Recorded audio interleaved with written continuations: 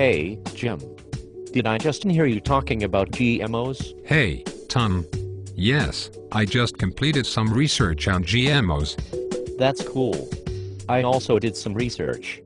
Aren't they the greatest thing since sliced bread? What? No. Are you kidding me? We could solve world hunger with GMOs. Did you know that we now have technology to create seeds that are drought resistant? We can even genetically enhance the nutrition of conventional crops. For instance, for those countries that are heavily dependent on rice crops, genetic engineers have created what they call golden rice, which is 120% higher in vitamins than normal rice. Okay. Do you not understand? The possibilities are endless, man. I have heard those things, but Did you know that GMOs are safer for the environment than conventional crops? The cultivation of GMOs reduces the need for pesticides and other harmful chemicals. Moreover, GMO crops will not disrupt wildlife because they cannot compete with the wild. well, actually, that's not entirely true, Tom.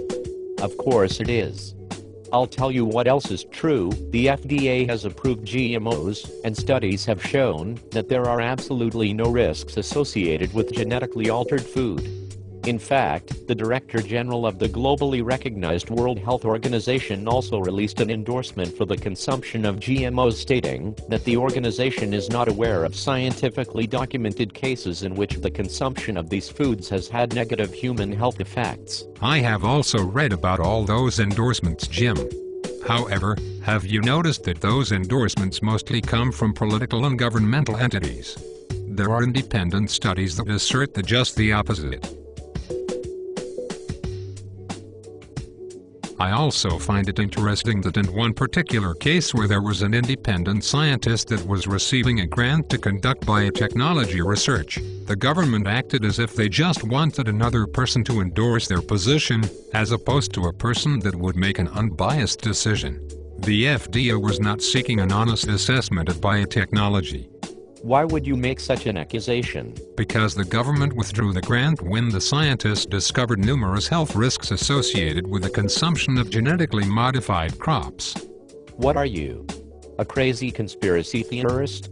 The truth is that a recent survey shows that there is so much opposition toward GMOs because most Americans actually don't know a thing about the technology. You see, 50% of the Americans surveyed said that they would oppose the introduction of genetically modified foods into the American food supply, even though they have been there since the mid-90s. In fact, 70% of all food sold in supermarkets contains a genetically modified component. Yet, 25% of the same surveyed people believed that they had never eaten a GM food. I do not deny that Americans have not been educated on GMOs, but that does not mean that they are safe for the environment or for consumption. Explain. First, as far as the environment goes, genetic engineers created GM crops that would tolerate certain herbicides. The cultivation of these crops started out using less pesticides for the first 3 years. But a recent study has shown that now, the top 3 GM crops, corn, soybean, and cotton, use more pesticides than their conventional counterparts. Why has this happened? Simply stated, the combination of GM crops and a certain pesticide have created what scientists call superweeds. These superweeds tolerate the pesticide, so now farmers have to use more to compensate. This, of course, is one example of how GMOs are bad for the environment. Okay, but the FDA still approves GM food pursuant to official policy. Why is this not sufficient? One reason is that biotechnology is not as precise as you might think. Genes that are transferred into the host organism are not carefully placed, but they are actually fired into the cell wall of the host organism with what scientists call a gene gun. It often takes numerous tries before they get the gene in the right place. But then they eventually get it right, don't they? Well, even when they are satisfied with where the gene lands, scientists aren't sure how the host will react. The newly created plant variety may express new proteins, bacteria, and even viral constructs that humans have never seen. Viruses? Yes. In addition, there is the danger of creating new allergens that may be harmful to human health. Some scientists have even said that GM foods have the potential to promote carcinogens in the body. But doesn't the FDA test for these potential hazards? That is the point. There lies the problem, Tom. The FDA does not always test for certain hazards. Most of the time, they rely on the producer to ensure that the GM crop is safe. This means that your health is in the hands of manufacturers.